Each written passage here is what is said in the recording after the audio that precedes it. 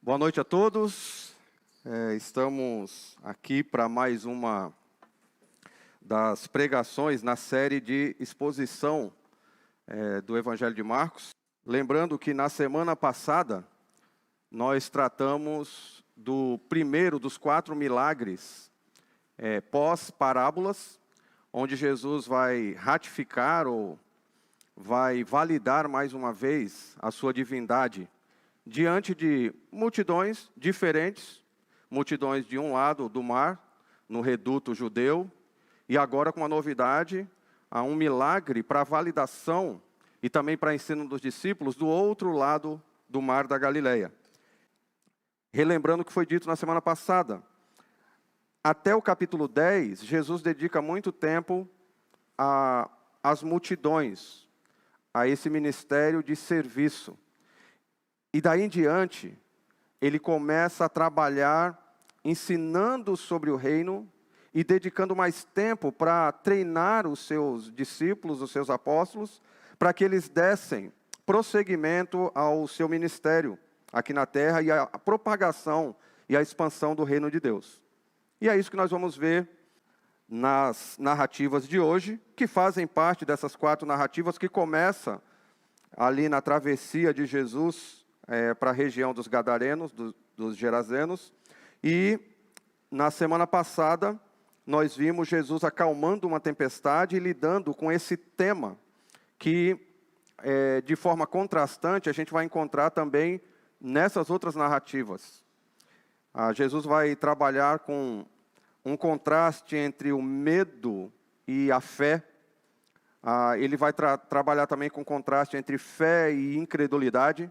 E ele vai trabalhar também com contraste entre pessoas que entendem o reino por causa do que viram e do que ouviram, pessoas que o aceitam como Deus, e outras pessoas que não o aceitam. Por isso, fé, incredulidade e fé e medo. Nós vamos ver que Jesus não está tão preocupado com pessoas que têm medo, mas, e aí foi a nossa conclusão da semana passada, a nossa reação ao medo vai demonstrar a qualidade da nossa fé e como está o nosso coração diante do Senhor.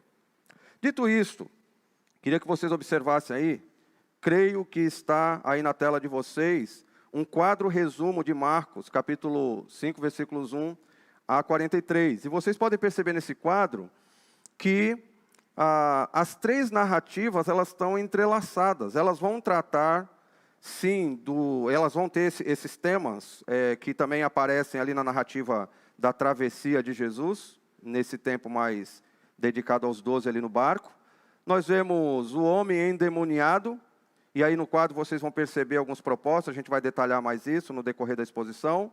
Nós temos a narrativa da mulher que sofria de hemorragia, que está dentro de uma outra narrativa. Então Jesus atravessa lá para a região dos Gadarenos, e a gente vai ter essa narrativa dele expulsando essa legião de demônios daquele homem. Jesus volta aqui para a região dos judeus, ali para a região de Cafarnaum, e ele vai ter um encontro com Jairo, que tem a sua filha doente, só que no caminho para a casa de Jairo, existe uma outra narrativa, então é uma narrativa dentro da outra, e essa narrativa vai tratar de uma mulher que sofria de hemorragia, e depois ele retorna para a narrativa de Jairo, conclui, e a gente vai ter essas lições, ok? Então, sem mais delongas, abram aí suas Bíblias em Marcos capítulo 5, e nós vamos tratar dessa primeira narrativa, versículos 1 a 20. A narrativa vai tratar de um embate, de um confronto entre Jesus e alguns demônios que estavam controlando totalmente um homem que vivia ali em Gadara. Então lembrem, Jesus ensina para os discípulos no barco e desce lá na região. Eles chegam do outro lado e ele desce naquela região lá de Gadara, dos Gerazenos. E após essa lição sobre fé que Jesus dá aí para os discípulos durante a tempestade, desembarcando ali, eles vão enfrentar uma outra realidade que amedrontava muita gente ali na época. Pessoas possessas por demônios. E isso era muito comum ali. E tanto o pessoal que vivia desse lado, gentios quanto judeus, eles tinham muito medo disso, principalmente uma situação como essa que a gente vai ver desse rapaz aqui, desse homem. Versículo 1 diz o seguinte: eles atravessaram o mar e foram para a região dos Gerazenos. Então, pela primeira vez, nós percebemos aqui Jesus saindo aqui do reduto judeu e atravessando lá para o lado dos gentios. Quais os propósitos de Jesus deixar essa audiência judaica e agora atravessar ali para falar com os gentios? Pensei em pelo menos 3 propósitos. Primeiro, confirmar a divindade dele para um público diferente. Até então ele estava tratando, tínhamos gentios ali no meio da multidão entre os judeus? Provavelmente, mas não era uma região tipicamente gentílica. E Jesus agora ele vai deixar essa audiência tipicamente judaica e ele atravessa para poder pregar para os gentios. Demonstrar para os discípulos a abrangência do evangelho do reino. O evangelho não veio só para os judeus. E demonstrar sua misericórdia para com os gentios. Jesus não veio só para curar judeus, ou um ou outro gentio que estava ali junto com a audiência judaica. Jesus agora ele atravessa para lá, e mesmo que o relato diga que ele vai tratar e vai curar, e ele vai até mesmo comissionar um homem, é uma vida gentílica, uma vida diferente daquele reduto judaico, até mesmo do grupo dos 12, era uma audiência totalmente diferente, era um mundo novo que se abria ali para que o evangelho fosse propagado. E nós temos aqui um princípio bem interessante. O evangelho do reino ele deve ser pregado para todas as pessoas, independentemente da distância, independentemente da cultura. E nós somos muito acomodados na pregação do evangelho, porque nós normalmente esperamos que pessoas cheguem até nós e nós esperamos também que situações surjam dentro da nossa zona de conforto. Até admiramos missionários que saem do país, que vão para locais difíceis, para locais complicados aí para a propagação do evangelho, mas nós muitas vezes nos acomodamos. E o que nós vemos aqui é Jesus deixando essa audiência tipicamente judaica e atravessando para o outro lado, alcançando um outro grupo. Então esse princípio é bem interessante. Eu fico pensando aqui em como aplicar isso. Será que você que está me ouvindo, de fato poderia se comprometer a nessa semana sair da sua zona de conforto? Não estou dizendo aqui para você sair da quarentena, mas talvez até nas suas redes sociais, não só aquele seu grupinho, não só aquelas pessoas que você troca uma ideia. Por que não ampliar isso, uma vez que agora você tem um pouco mais de domínio, um pouco mais de acesso à tecnologia? E por que não se aventurar em grupos diferentes dos grupos que você convive, para que o evangelho seja propagado? O texto continua nos versículos 2 a 5, dizendo o seguinte: quando Jesus desembarcou, um homem com espírito imundo veio dos sepulcros ao seu encontro. Esse homem vivia nos sepulcros e ninguém conseguia prendê-lo, nem mesmo com correntes, pois muitas vezes lhe haviam sido acorrentados pés e mãos, mas ele arrebentara as correntes e quebrara os ferros dos seus pés. Ninguém era suficientemente forte para dominá-lo. Noite e dia ele andava gritando e cortando-se com pedras entre os sepulcros e nas colinas. Só de ler aqui é uma cena de terror, né? É de arrepiar. Você imagina um homem extremamente forte, com a força sobre-humana e uma capacitação demoníaca. A gente vai ver aqui que eram muitos demônios habitando esse homem. E ele vivia ali nos sepulcros. O texto diz que esse homem era um homem endemoniado. Vamos pensar um pouquinho sobre isso. É um tema que na teologia é estudado nas matérias de demonologia, e muita gente fica com medo disso, até crentes. Eu acho estranho um crente que tem medo de demônios, mas tem muitos crentes aí que temem. Mas vamos pensar um pouquinho sobre esse homem endemoniado, e o que a gente aprende aqui? Primeiro, uma pessoa endemoniada é uma pessoa totalmente controlada por demônios, mas isso não quer dizer que o demônio não tem influência na mente ou no comportamento de alguém. Ou seja, sempre que a gente encontra esse termo endemoniado, ele está se referindo a alguém que está plenamente controlado, mas o diabo necessariamente não se apossa, não se apodera totalmente de uma pessoa para controlar inclusive o seu corpo. ele também age de outras formas. Ele pode influenciar, ele pode jogar ali um pensamento, ele pode jogar ali ou usar alguma pessoa para criar uma situação. Então, a influência do diabo ou do demônio sobre pessoas vai além de simplesmente controlar completamente o corpo de uma pessoa.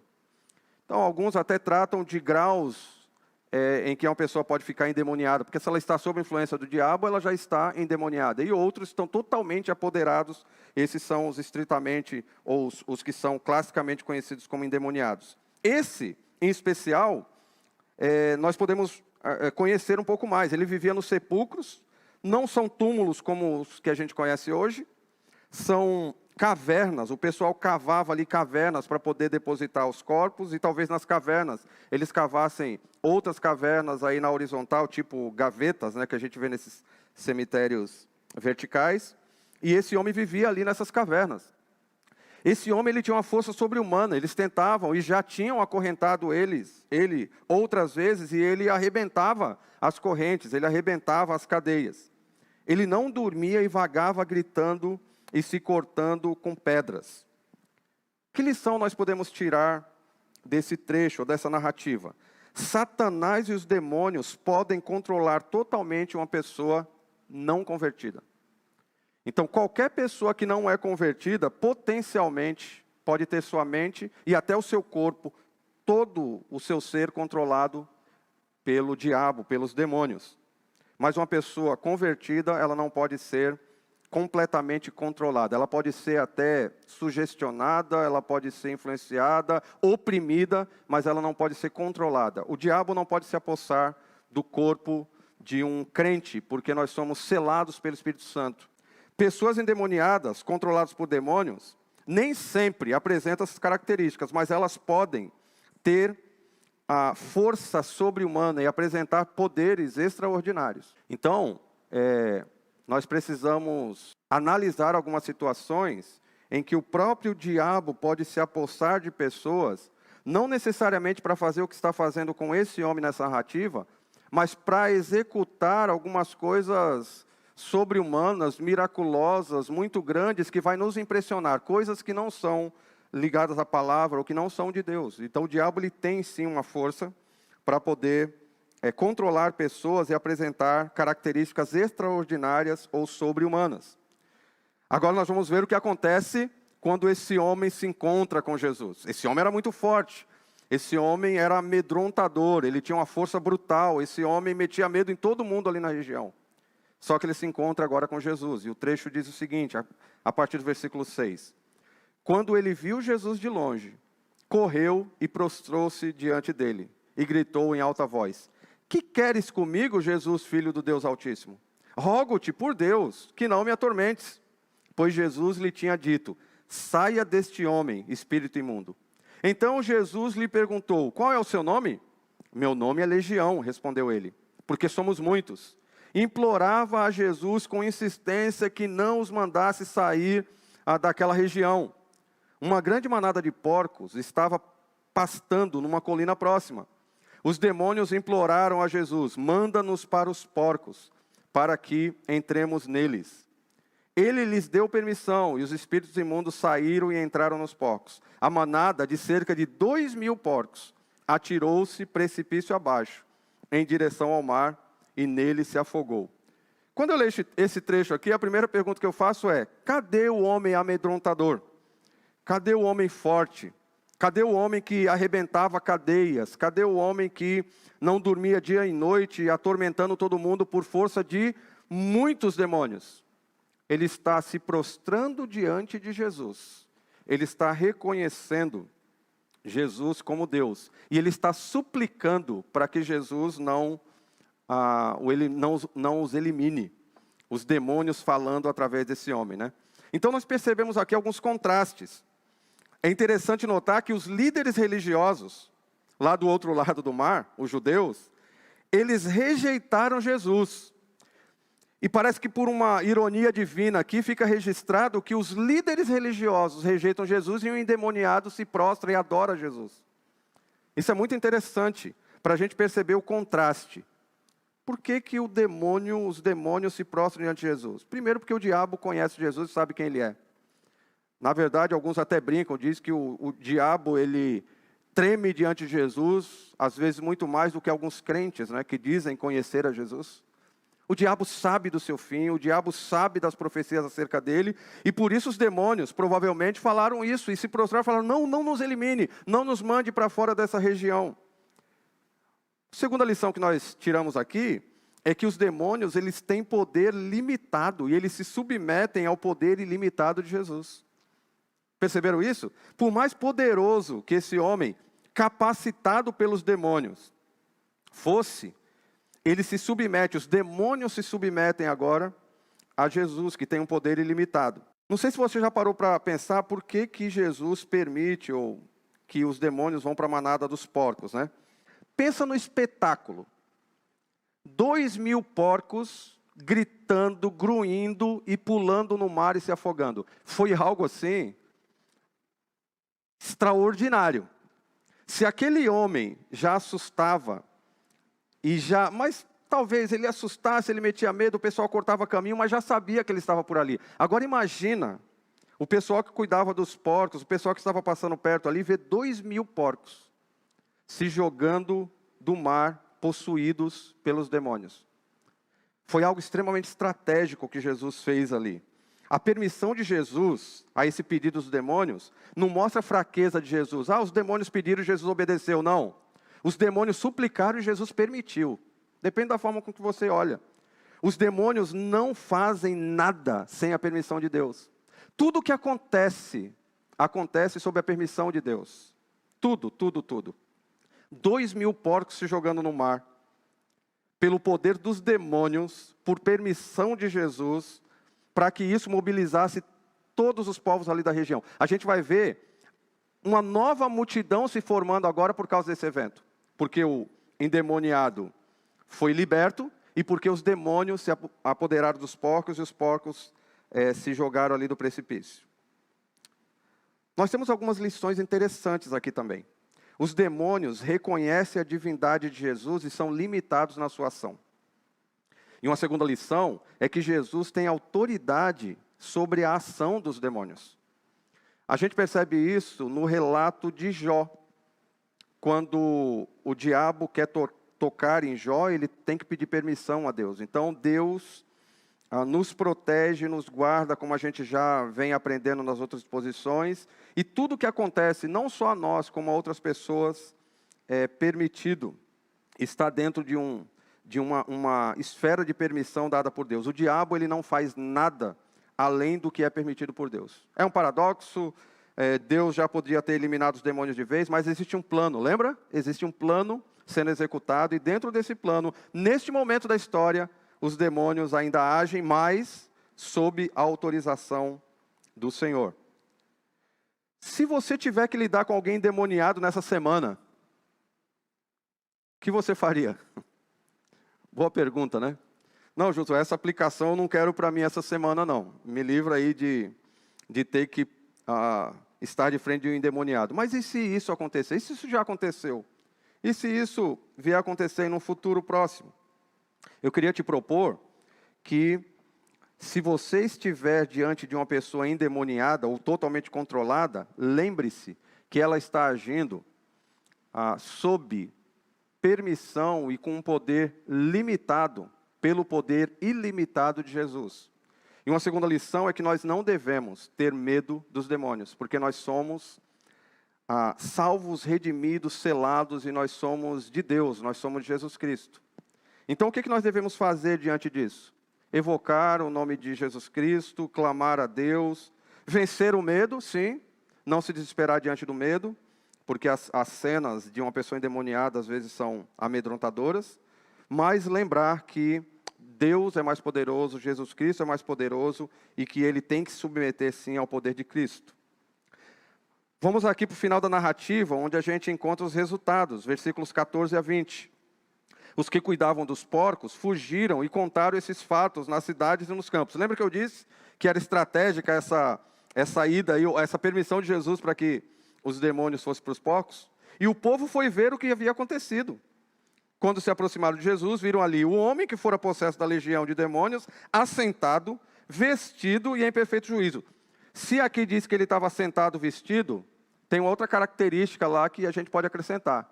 Ele não comia, não dormia, andava nu, ali pelas cavernas, atormentando todo mundo. Agora ele está sentado vestido, em perfeito juízo. E ficaram com medo. Eles ficaram com medo de quê?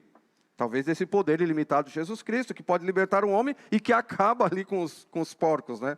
Por que eu digo isso? Porque essa narrativa dos porcos continua. Os que tinham visto contaram ao povo o que acontecera ao endemoniado e falaram também sobre os porcos. Eu não sei se a multidão vem para ver Jesus porque o endemoniado está liberto agora ou por causa do relato dos porcos. Talvez pelas duas coisas. As duas são narradas aqui. Então o povo começou a suplicar a Jesus que saísse do território deles. Uma nova multidão se forma e eles pedem para que Jesus vá embora, porque eles estão com medo de Jesus Cristo. Quando Jesus estava entrando no barco, o homem que estivera endemoniado suplicava-lhe que o deixasse ir com ele. Jesus não o permitiu, mas disse: vá para casa, para a sua família, anuncia-lhes quanto o Senhor fez por você e como teve misericórdia de você. Então aquele homem se foi e começou a anunciar em Decápolis. Decápolis era uma cidade que ficava ali, de onde eles desembarcaram, aproximadamente 45 quilômetros. E era composta praticamente por gentios. Quando Jesus tinha feito, tudo quanto Jesus tinha feito por ele. Todos ficaram admirados. O que nós vemos aqui?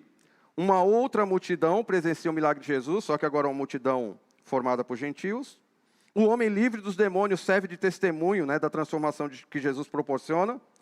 O que aconteceu com os porcos deixa ali os gerazenos com medo de Jesus, talvez por causa desse seu poder ilimitado. Lembra que o povo naquela época era muito voltado para o sobrenatural, e eles veem agora, quem é esse curandeiro? Quem é esse feiticeiro que tem um poder tão grande? Eles eram gentios, lembrem disso.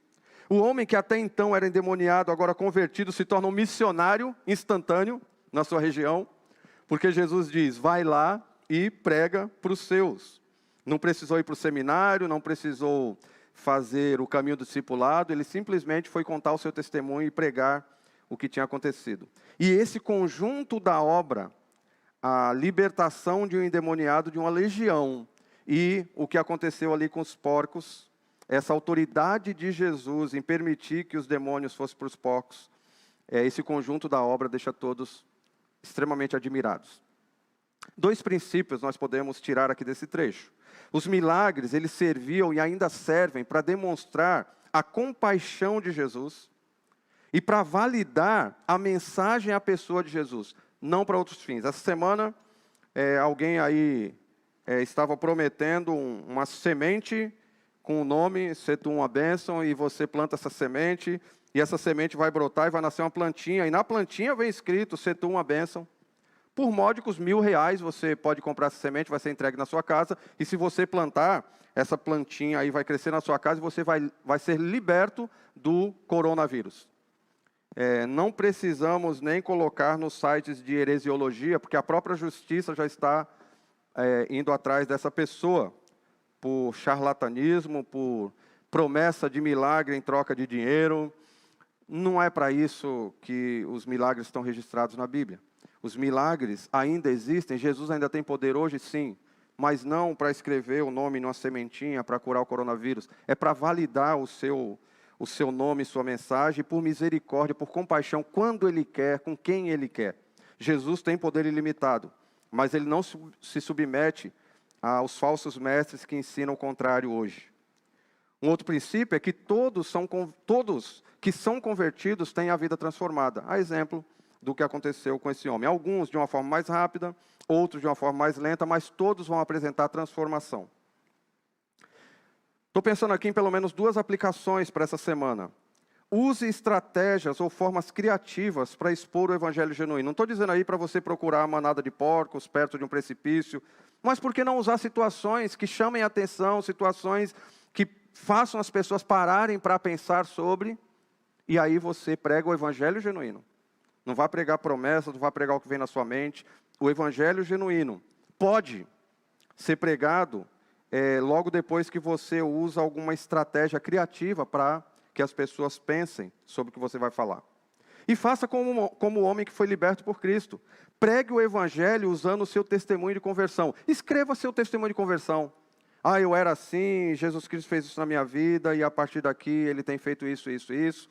Transforma isso numa postagem, usa isso para mandar para pessoas, compartilha isso com pessoas, de preferência de fora do seu círculo, que já te conhece. Então faça o que o homem fez. Uma vez liberto, pregue o evangelho. Então essa primeira narrativa termina aqui.